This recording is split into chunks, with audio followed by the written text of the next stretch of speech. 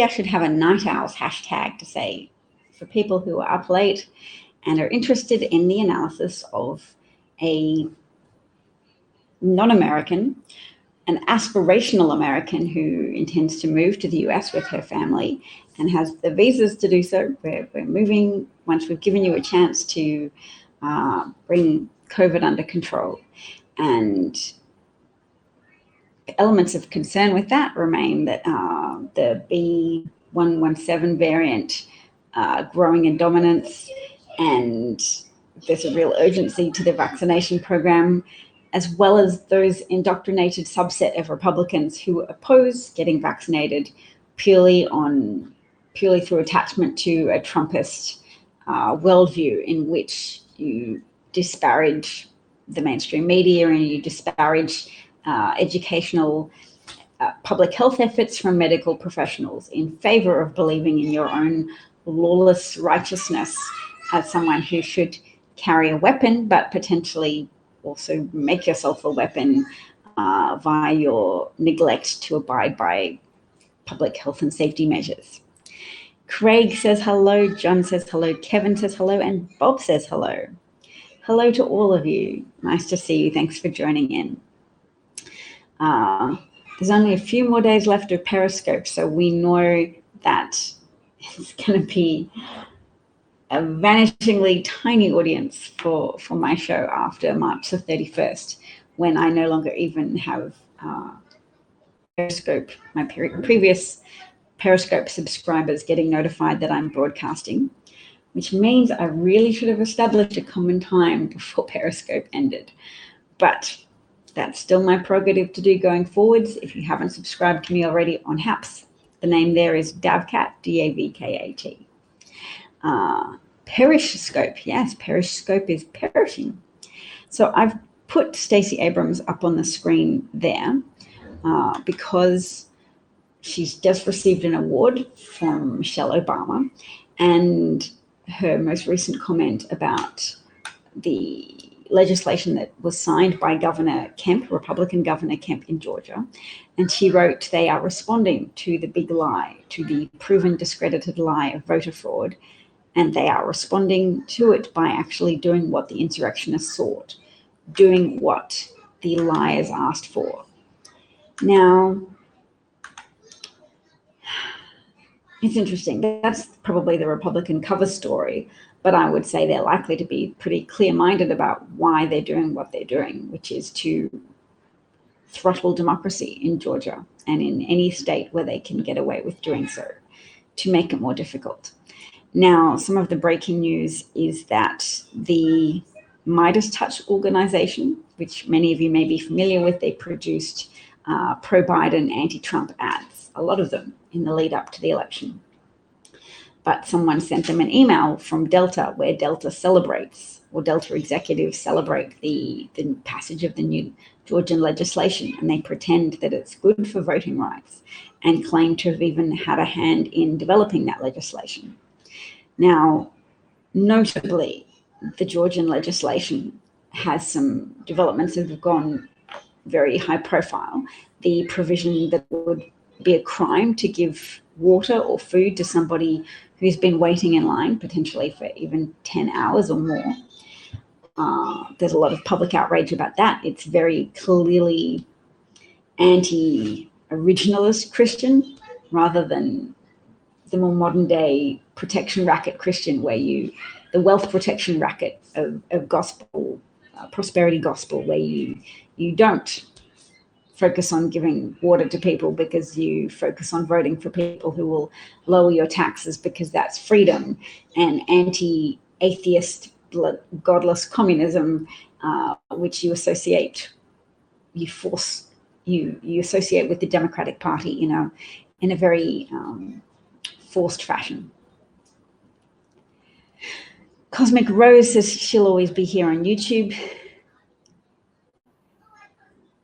Awesome. Thank you. Thank you, Cosmic Rose. So yes, let me just bring up the Delta letter so I can read a little bit of that for you and maybe show you on screen as well.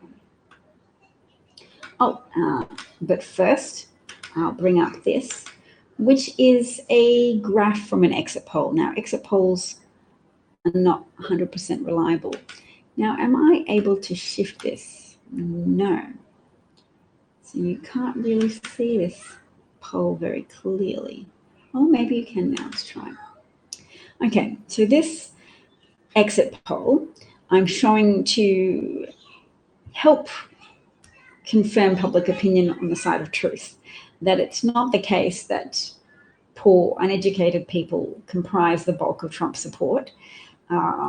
If your income was under $50,000 per year, 57% of those people voted for Biden and 42% for Trump. Even Biden holds a majority amongst people with a $50,000 to $99,000 income. But where Trump holds a sizable advantage is amongst those with $100,000 or more. That's where he has 54% of the voters as opposed to 43%. So I just think that's very important to note because of the pervasiveness of that myth that Trump support is concentrated amongst the lower income set.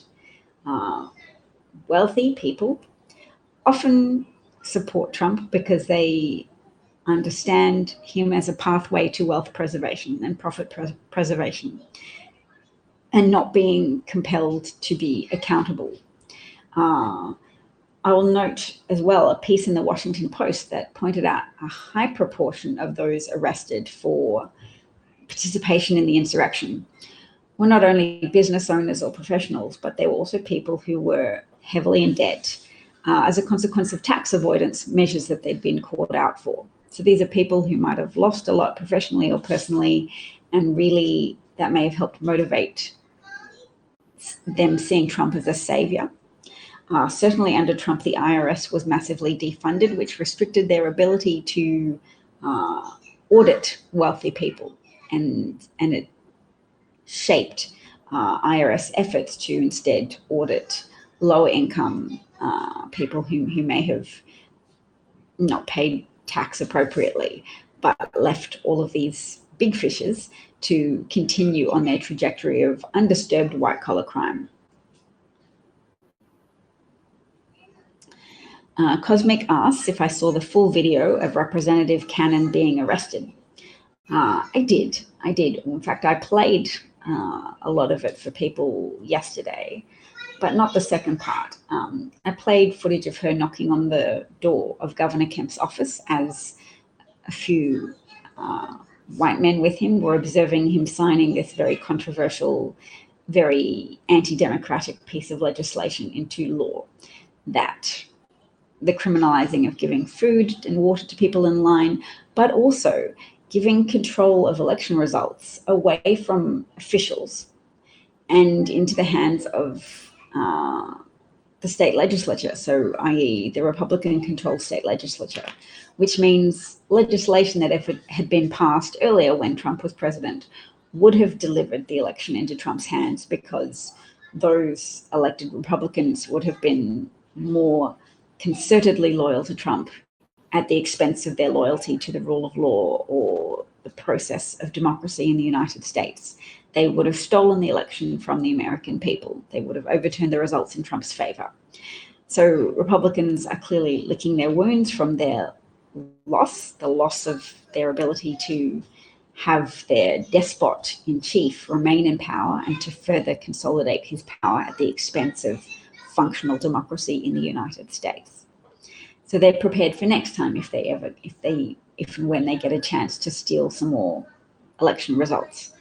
And Governor Kemp, who, as everybody may recall, was in fact the Secretary of State when he was also a candidate for governor, and is credibly accused of so rigging that election, so putting so many obstacles in the way of voters from African American communities, that he was able to wrest a victory away from the very popular Stacey Abrams, who, hail Stacey, used her frustrated energies after losing that race to someone who should not have been in the race whilst also being Secretary of State, and overseeing the election in which he himself was a candidate, Stacey Abrams funneled her energy into continuing her 10-year efforts to mobilize voters in Georgia, to help lift people out of a fugue of learned helplessness, of feeling consigned to forevermore remain a red state. She helped propel Georgia into blue state, flipped territory that not only helped give Joe Biden the election win, but also helped give the Democrats a slim Senate majority through the election in January the 5th, the runoff elections of Representative Warnock and Representative John Ossoff, Raphael Warnock and John Ossoff. And their presence in the Senate has helped deliver a economy rescuing, life-saving, poverty diminishing American Rescue Package, ARP, that is essentially the Biden package. And the Republicans have been trying to change the story away from by fabricating a crisis at the border when immigration remains an ongoing challenge, because there are a lot of conflicting impulses in American society. Many people understand that migrants contribute positively to American society and that it's codified into law that people have the legal right to seek asylum, even if they don't cross at approved crossing points. Once they're in the United States, they have a year to put forward their claim to be seeking refuge to authorities. So instead, Republicans prefer to capitalize on people that are confused about migrants and indoctrinated to believe that life is a zero-sum game, that in order for someone to win, someone else must lose. And they repeatedly try to brainwash, and successfully in many cases, brainwash the American public that if migrants are able to get employment, if migrants are able to live peacefully, if refugees are safe on American soil, that has occurred at the expense of Americans. Yes, Andy Kim, a New Jersey Congress member, tweeted out a very moving, poignant thread about his 5-year-old son who came home from preschool and said, "They called me Chinese boy." So Representative Andy Kim, who was notable in the aftermath of the insurrection for seeking to clean up some of the mess left by the invading horde of Trump supporters.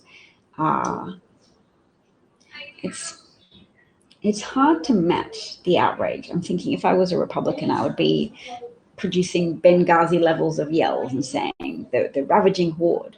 But I don't want to dehumanize the mob of Trump supporters. I don't want to call them vermin or insects or a herd as if they're a herd of cattle.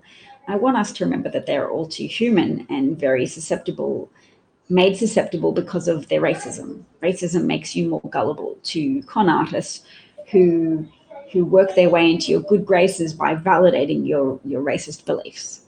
People will follow those who validate their belief systems, especially when those belief systems are being challenged by mainstream modernity.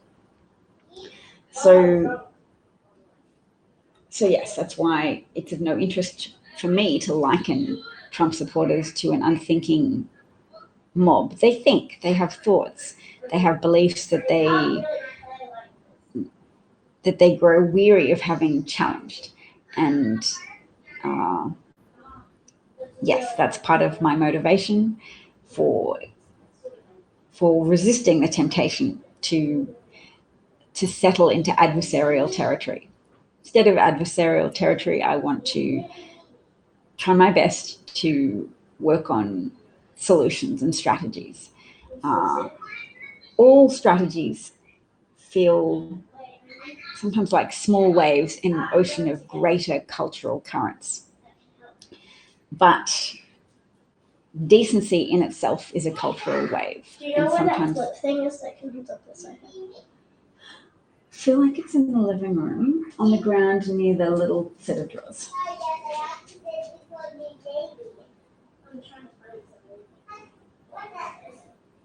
Hi, Marsha. Lovely to see you. One commenter from Twitter called Denversky asks, is this a lecture? What would you like it to be, Denversky? It is a interactive conversation. It's a conversation about the types of nice racism that facilitate autocracy, theocratic autocracy, that allow wealthy protection racket operators to manipulate Americans via Fox News. And the news with Fox News is that not only is it being sued by Dominion voting machines, it's now also being sued for billions of dollars by Symantec as well. Mommy, can you please show me? I don't know where you're talking. Because I don't know for sure, darling. I just saw on the ground near the right of the sofa. Maybe. Oh, it's you found it. Good job. Josh, I found it. Looking pays off, doesn't it, darling?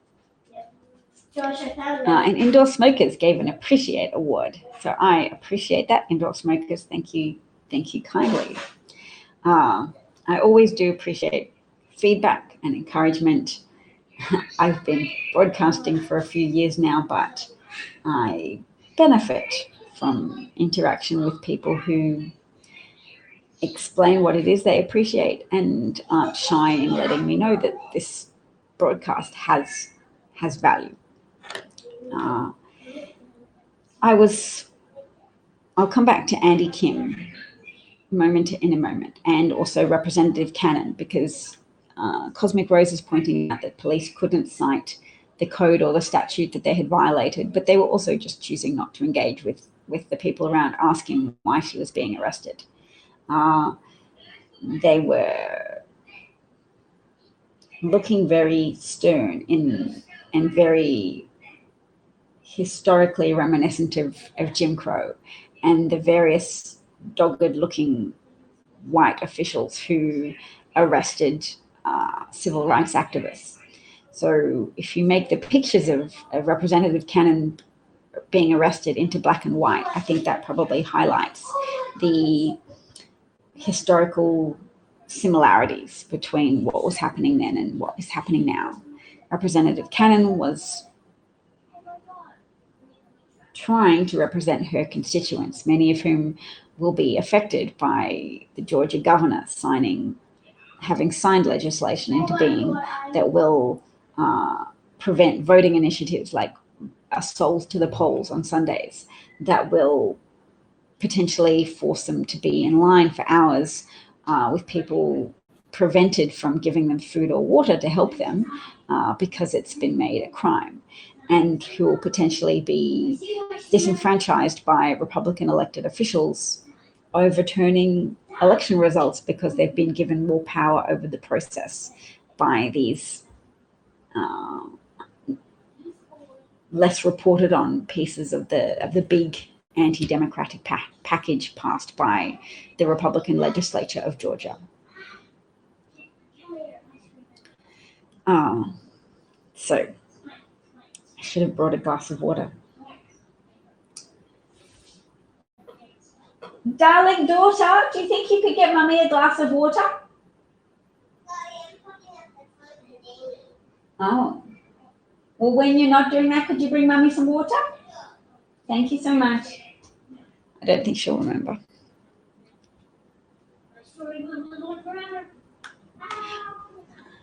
Marsha says, go get water. Bob says he got a DM from a friend 55 years ago about what they like to call illegal immigrants. It was about how much money they get and don't pay taxes. You responded, congratulations, I'm so proud of you, with the government reports on the amount of taxes undocumented neighbours actually pay. Haven't heard anything back. Well, first of all, Bob, congratulations on sharing facts. When we lapse into adversarial dynamics, we just call people names when they say things that are wrong. And it can be more helpful to just respond with evidence. Evidence has a power of its own, and it's not the only solution, because we also have to be public with our educative efforts during the Vietnam War, whilst Nixon was keeping political power by virtue of remaining at war, by virtue of sabotaging peace talks on purpose to sabotage a political opponent's campaign. He knew that Americans are more likely to vote conservatively when they feel that they are at war. Hi, Alan. Nice to see you too. I missed you.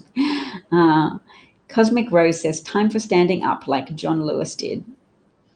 And yes, I also want to congratulate Bob on having devised his own terminology, undocumented neighbors, which is awesome. I don't think it would necessarily be broadly adopted, but I'd love to be surprised.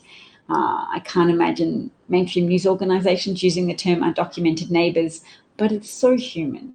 It's so redolent with the best type of American virtues, whereby you recognize that people are neighbors, that America welcomes migrants, and that American prosperity and security is contingent on cooperating together as neighbors.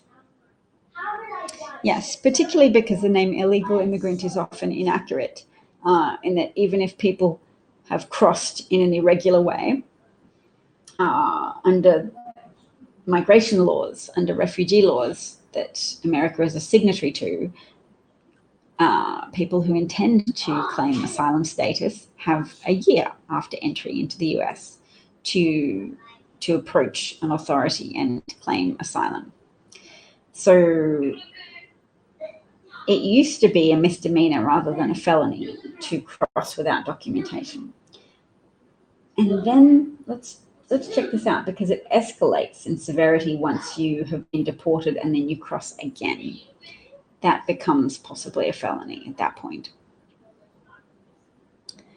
Bob Kramer has awarded me a super heart. Thank you, Bob. And let's see if I can just get up something that I was looking for before. I promised to look at the letter from Delta, so I found it. That was not too difficult. This is a confidential insider whistleblower breaking the story of the statement from Delta praising the Georgia voter suppression bill and stating that the company, Delta, worked to craft the bill. So they are calling on everyone to boycott Delta.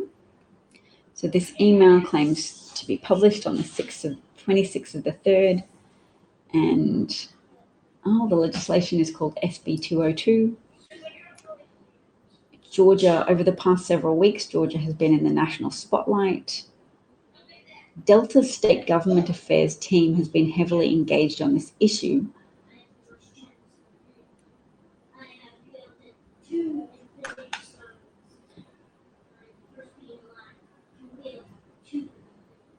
And then they claim that the legislation signed this week improved considerably during the legislative process and expands weekend voting, codifies Sunday voting. Yeah, it codifies it mostly out of existence because it lets people vote one Sunday, which obviously removes the other Sundays, and protects a voter's ability to cast an absentee ballot without providing a reason. Nevertheless, we understand concerns remain over other provisions in the legislation. Yeah, so that's a very damning email from Delta in which they are attempting to spin their support for Republicans who are engaging in an anti-constitutional, anti-democratic power grab, because the Constitution seeks to make it possible for people to vote. I mean, we the people originally wasn't really everybody in the US. It was wealthy, property-owning white men. But the 14th Amendment, the 19th Amendment, various amendments have, which aren't part of the Constitution now. They're amendments to the Constitution. They've been incorporated in the Constitution, ratified by the process laid out within the Constitution, etc. So inclusiveness and power to the people is part of the Constitution. So Delta and Coke are begging for boycotts, And it's to be hoped that enough people feel a revulsion to what the Republicans are seeking to do, that whilst 800 Trump supporters sought to overthrow government by attacking the Capitol building and sought to hold legislators hostage and compel them to overturn the results of the Electoral College system and install Trump for a second term that he had not gainfully won. There is a second insurrection effort, which is Republicans working to overturn democracy via the means of broad legislative packages that they are advancing through the legislatures of, is it 43 different states? It's a lot. 253 different pieces of legislation have advanced so far. Obviously, the Georgia one has been signed into law, and it's great that the public is having its attention drawn to what's happening, and that there are still sometimes trending hashtags to ask people to boycott Delta or boycott Coca-Cola, because without a highly motivated group of people willing to stand up and be vocal in their opposition, willing to clarify for others that this is a problem, that the anti-democratic measures being pursued heavy-handedly by the Republican Party is not okay for America. It's not just about having your voice heard. It's about being able to keep power in balance so that it doesn't entirely belong in the hands of wealthy. And randomly go to here and that. Oh, it looks like you're calling somebody. No, I didn't. Okay. I'm not. You didn't mean to. That's okay. I stopped it. I mean, you just accidentally got pressed. Okay. Thanks for my phone back, sweetheart. Oh, could you get me a glass of water, please? That would be so helpful. Thank you, darling.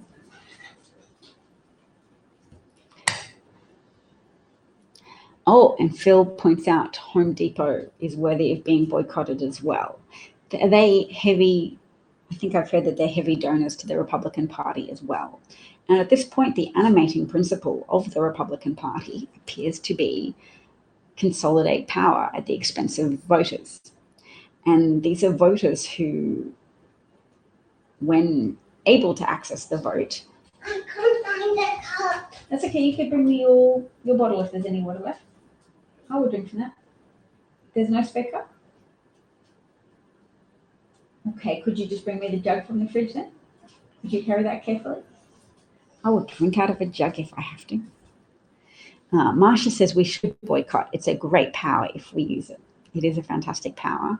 And I think it's a reflection of the relative awake status of many Americans who understand that the Republican Party all voted against the relief package. Not one Republican. Oh, good girl. Oh, I'm so grateful. Thank you. Come around this way. Well, I'm just going to drink straight out of the jug. If you can't find a cup with me, do you want to bring me an empty cup as well? Empty cup. Not from the jug. No, I'm not going to drink from the jug, but if you bring me a cup, then I'll pour it myself. Empty.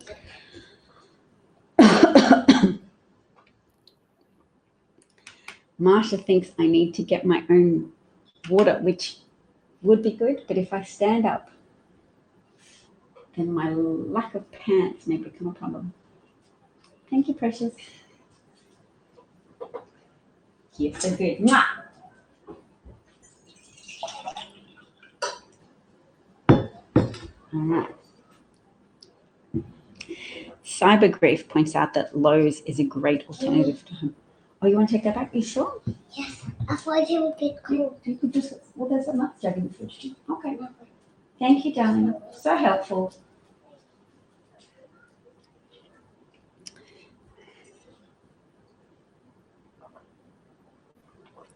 Oh, Bob notes out that the Baseball Players Union are talking about boycotting the All-Star game that's played in Georgia, which is a big deal.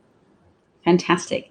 And I saw Mark Hamill note that he was supporting calls for various movie production companies to not film in Georgia. Oh, there's the popcorn I made for you. There's some still left in the bowl. No, or you could wash some strawberries. I've been proud of how you... You can wash strawberries. What? What? Baba, you had a whole bunch of sugar. Yeah, twisted. And chocolate. Then why could you say I have popcorn? That's the Popcorn is not sugary, doesn't it? And there's some left. And Mommy's broadcasting. And you can ask Daddy. Daddy's also there. Daddy's not on the internet talking to people. Your daddy is also helpful. I know he's not always going to be helpful, but you try. She won't make dinner. Oh, you got some lipstick on your face now. Go. You can get strawberries or plain bread or all the rest of the popcorn. I might have to go soonish.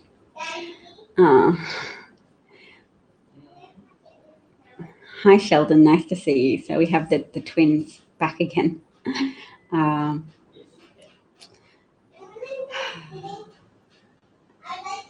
I will say that Alan was right in his opposition to me broadcasting with the Rev, but at the same time, I'm really grateful that the Rev was able to introduce me to a bunch of cool people and people who broadcast in a way that I aspire to be. So I can get a little stuck sometimes in my bubble of broadcasting and Twitter. And it was really good for me to meet others who have dedicated their lives to bringing people news in an organized and efficient way. Oh, that just reminded me. Kaylee had a light, and then I realized I could get a light too, and that makes it more professional too. Still have some pixelation issues.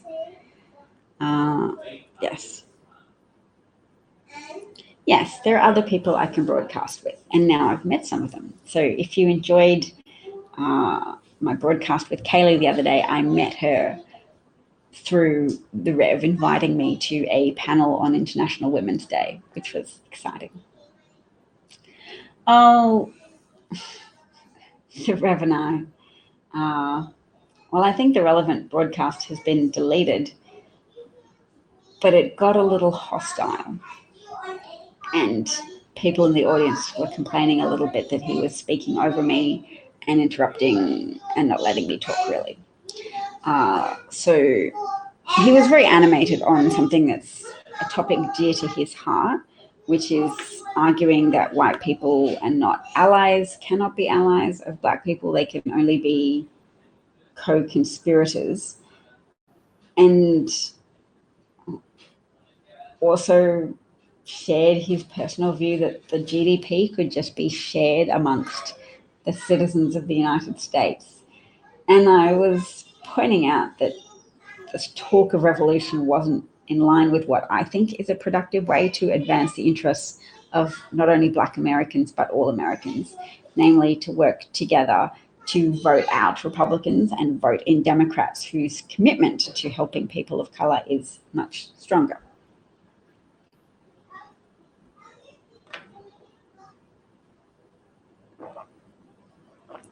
Marsha says we were very upset with his approach.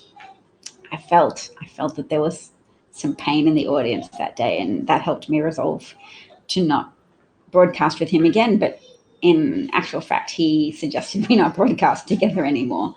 I don't think he enjoyed how his own behavior and the fallout from it. Yeah, I don't think you can watch that particular episode on replay, Jack.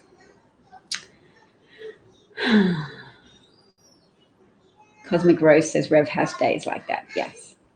Bob says, I watched that show 3 times. Which show did you watch 3 times? The one with Kaylee and I?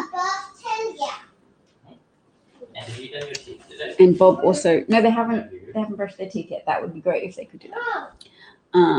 No, sweetie, you haven't brushed your teeth yet. No, you did not brush your teeth. We did.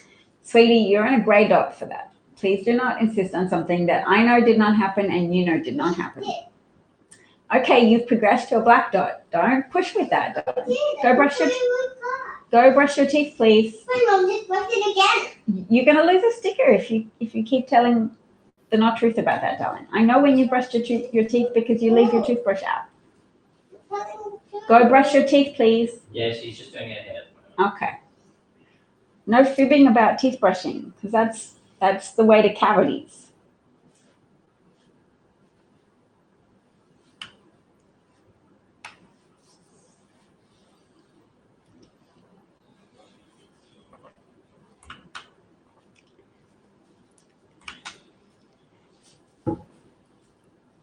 Yes.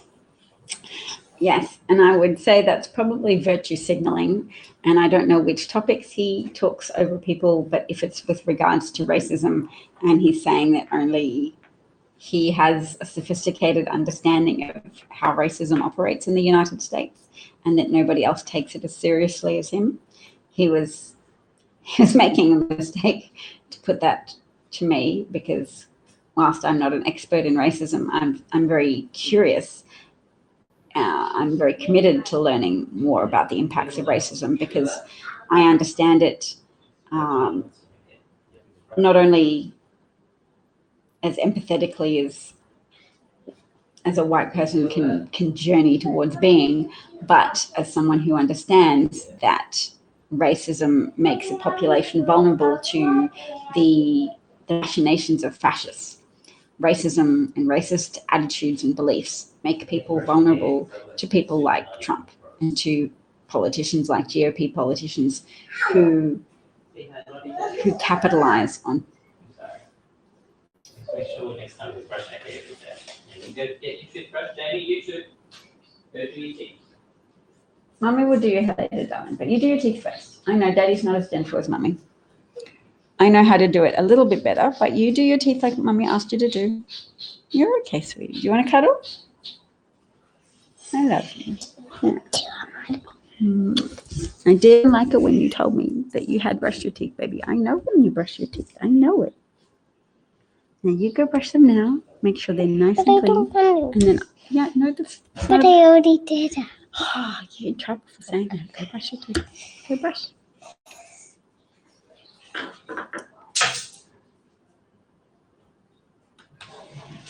Phil thinks me and the New York Daily Debunker would be great on Fridays and Saturdays. I don't know if the Daily Debunker would want to talk to me, because whilst I think his understanding of politics is very comprehensive, or his understanding of current events, and his knowledge is fairly encyclopedic, he's bonier than me, and I am a proponent of that horseshoe theory, which says sometimes the far left.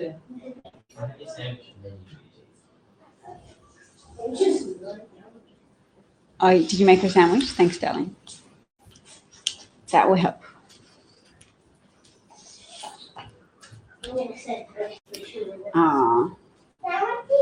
Yes, so I understand about, or I've put myself in a position to learn about historical economic injustices that have marginalized Black Americans and kept wealth away from them. I understand that Black returning veterans from World War II were denied the same financial help and opportunities awarded to returning white soldiers, which is a stain on the national conscience. But more than that, it's a compounding injustice, because the injustice of that also affects subsequent generations whose parents, despite their service to the nation, the fact that they've risked their lives and survived, and were not rewarded with the same access to mortgages or land grants as the equivalent white service members. That injustice compounds over time, because you then don't have a house to build into generational wealth with. You don't have a house to use as collateral to take out loans to pay upfront for your education, so that education becomes less expensive and less costly over time, considering the compounding interest rates. These are all injustices that spiral into the future and are not just momentary things to bewail or learn about for an instant. They are situations which inform life as it is now. They inform disparities that don't remain stagnant, but that escalate.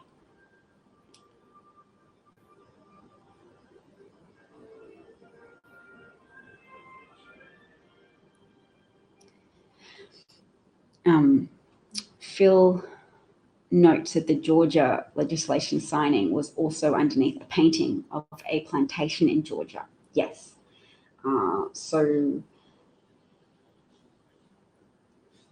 that's kind of a sign to us, in a way, that they may be consciously seeking to provoke outrage, because the more that we are upset with their blatant racism, the more they feel we have entered into a dynamic that anchors us in a emotional status of outrage, and that our outrage is then often met by a replenished outrage on the right who say, how dare you call us racist?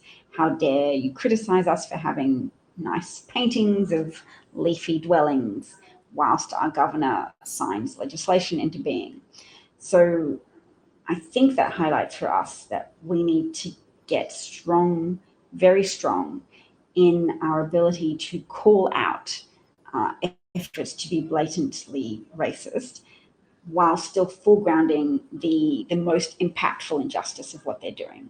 So the racist signal is an effort to be provocative in order to try and maximize the advantage that they have with racists who aren't aware that they are racist, whose racism is so baked into their worldview that those who hold those worldviews are not conscious. They do not understand that it is a slight, that it is a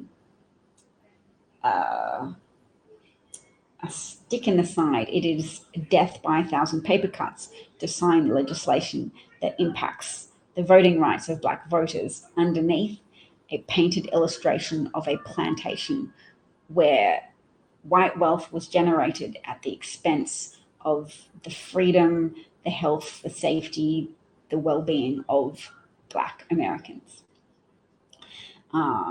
They're drawing attention in a subtle way to a dynamic they seek to maintain and escalate, anti-Black feudalism, where power and wealth is concentrated in upper white echelons, and lower white echelons seek to maintain the subjugation of Black people as well, because then they still have a layered concept. Human consciousness is often very relative, and we say, I'm okay as long as I'm better than somebody else.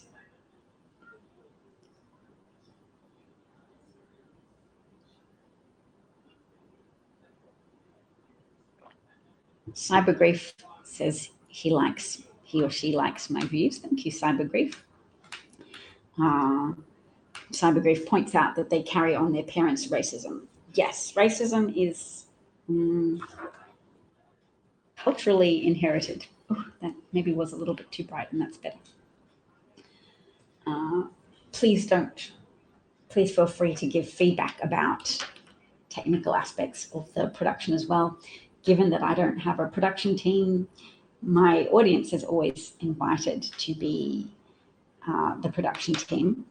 And I say that, I should make an important proviso here, because I saw people write in to, or someone wrote an email, let's see if I can find it, to a Black American newsreader.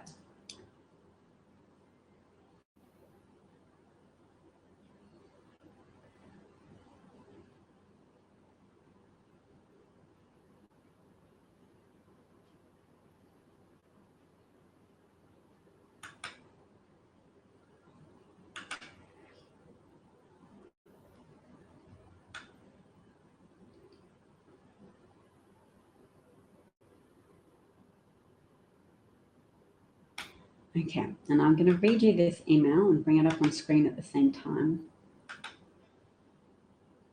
because it's very educational about a nice form of racism that people might not recognize as racist. So Jasmine Stiles is a weekend anchor and reporter for ABC Action News in Florida State. And she received this email. Hello, JS, for Jasmine Stiles. I'm a retired broadcasting executive who spent 40 years, mostly in radio, but some CBS TV management. My wife and I spend our winters in Lakewood Ranch and our summers in Sonoma County, California. I first watched you on TV about a year ago, and I was very impressed with your style of presentation. In my opinion, you should be doing national news or top 10 to 15 primetime newscasts.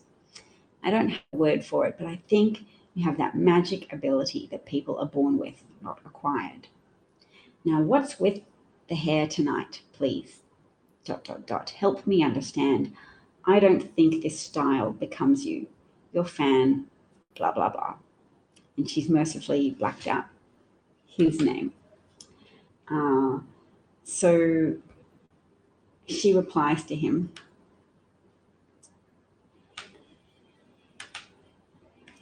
you should have, first of all, I'll cover why I think that some people would see that as nice. Look how positive he tried to make it. He referenced his holidays and, made it this lyric reference to America. I live in this part of America. I live in this part. I have this experience. My wife and I, like you're a family. Let me just discuss these personal details with you, where I go for holidays and my life's experience. Now, please help me understand what's wrong with your hair. I'm dissatisfied by it. And she writes back to him, you should have stopped the message at not acquired. My boss has no issues with it, and clearly it didn't impede my performance. Here is a list of resources that show why you shouldn't comment on Black women's hair. I'll take it on the chin, but please do not email any other people of color news anchors or reporters about how they look. It's offensive and it can come off as racist. And I just want to note that there's research indicating that hair straighteners and chemical hair straightening treatments that sometimes involve burns on the scalp are involved with the development of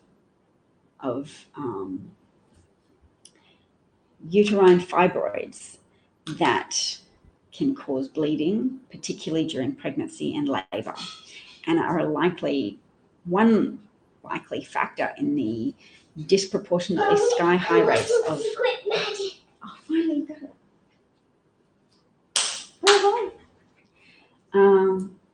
And then, do you want to write a letter to your friend? What's your plan for after you've watched the video? Watch it again. Watch it again. What about writing to Ryan? Watch it again. To Ryan. Watch it again. Or even Ella. Do you want to come watch it with me? Yeah, I'll come watch it with you. Can I have? Not can I have? I'm gonna start it. You can start it, sweet. I'll come soon, but How much minutes? Well, you know what Mummy's trying to do that's important? Mummy's trying to help people in America because, Donald Trump's not the president anymore, but you know what some other people are trying to do? Trying to stop people from voting. So we are still working on strategies to educate ourselves, to learn about ways in which people... Mommy, Yeah? how much minutes are you gonna I think 15 more minutes. Yeah. The movie better be over by then. Well, that's okay. If the movie's over by then I'll play another game with you. No, but we won't want to with Mama. Well, you got your sandwich. What's your brother do? Do you want to play Cluedo with him? It's actually pretty I easy. finished my sandwich. That's why I'm brushing my teeth. Oh, good girl. Okay, you do it. Can you please? Yes, what I might do is bring up some research so that everybody knows. Perpetuating discrimination or stigma against Black women for how their natural hair Be looks. less than that. Okay, I'll try 10. We'll revise from there. 10? Yep.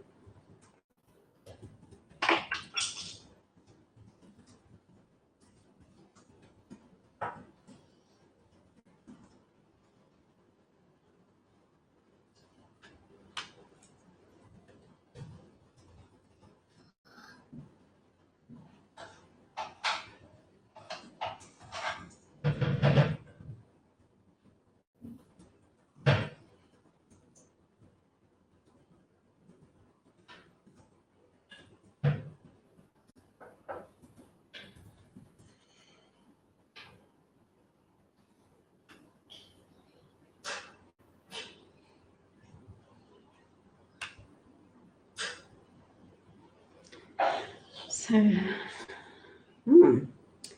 research suggests that permanent hair dye and chemical straighteners could increase breast cancer risk especially for Black women. But that's not what I'm looking for. I'm looking for the study specifically about uterine fibroids. So let me just try. fibroids evidence in few patients. I found it. Okay, so this is a study published in 2012, and not many people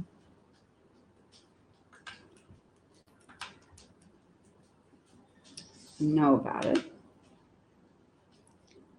but it's really a concern. Oh, good camera. And your face needs washing as well.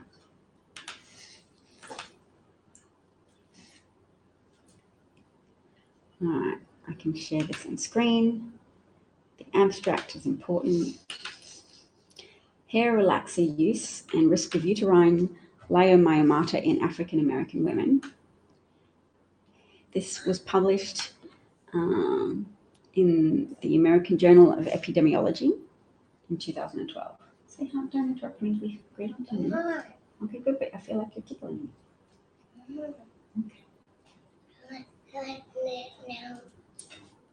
No minutes. It's just been 1 minute since you last asked me. Hair relaxers are used by millions of Black women, possibly exposing them to various chemicals through scalp lesions and burns. In the Black Women's Health Study, the authors assessed hair relaxer use in relation to uterine leiomyomata incidence.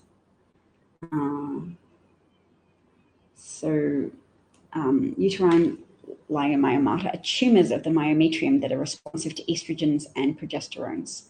Although benign, so they can just exist in your body without causing you any problems, their existence is still associated with significant gynecologic morbidity and are the leading indication for hysterectomy in the United States. The lifetime risk of uterine leiomyomata, based on ultrasound evidence of preclinical and clinical disease, is estimated to be as high as 80% in US Black women. The Black-white disparity in uterine leiomyomata risk is not explained by established risk factors. So, there's often pressure to look professional for Black African American women to straighten any potential frizz out of their hair chemically or using chemical straighteners. It is underreported on that the effort of messing with your hair in that way, of repeatedly exposing yourself to potential entrance of chemicals into your system through scalp lesions and burns,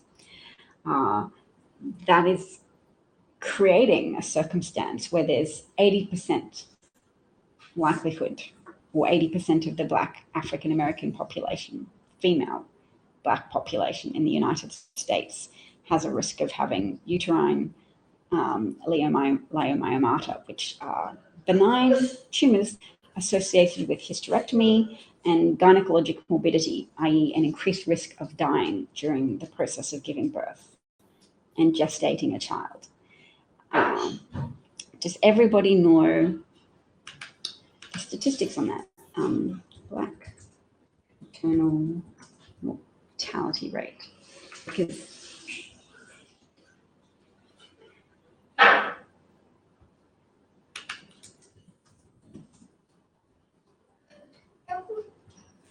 why don't you go set a timer, sweetheart? That's not. I know. Look, I'll give you a hug. Come here. I'll just conclude on this final thing. So in 2008, Black women giving birth were dying 2.5 times more often than white women. So Kamala Harris is going to bring this attention more to the public's view, I think, the disparity in maternal morbidity. But it's reflective more generally of how we can all contribute to cultural problems.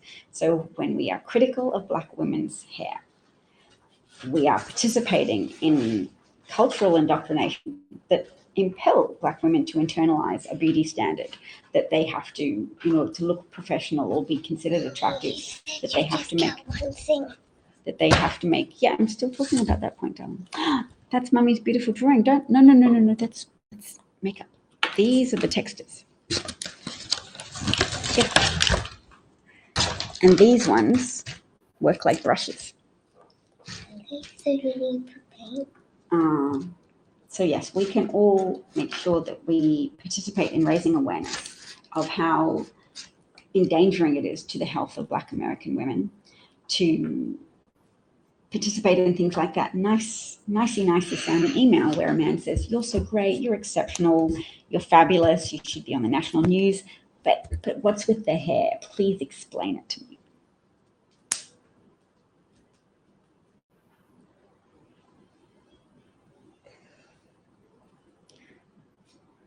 Okay, all right, well, I'm off now. I will go and hang out with my daughter, who clearly is uncomfortable with me broadcasting today. But you did bring me some water, so I'm grateful for that.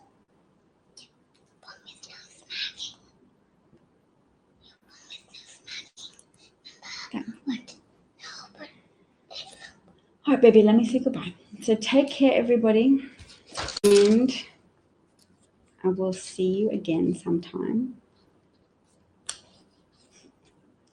Thank you, Christopher. Thank you, Cosmic Rose. Thank you, Bob. Thank you, Phil, Marsha, Cybergrief, Sheldon, Alan. Anybody else?